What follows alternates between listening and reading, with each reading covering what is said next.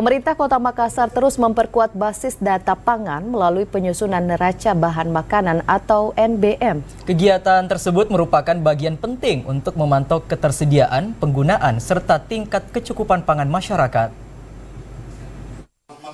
Taufik dan hidayahnya kepada kita semua, sehingga pada hari ini Pemerintah Kota Makassar melalui Dinas Ketahanan Pangan melaksanakan bimbingan teknis penyusunan neraca bahan makan. Tujuan ini untuk meningkatkan pemahaman dalam menganalisa data terkait bahan makanan.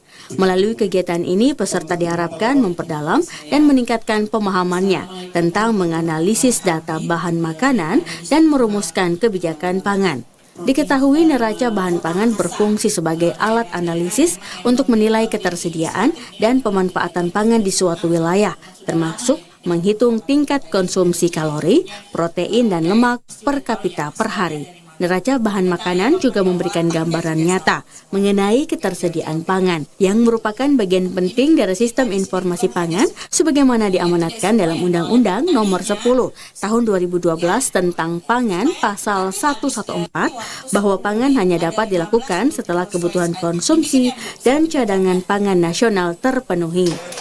Menurut Dina Sitorus, penyusunan neraca bahan makanan ini perlu melalui verifikasi data terkait penyediaan dan beberapa komponen data, serta stok produksi perdagangan antar wilayah.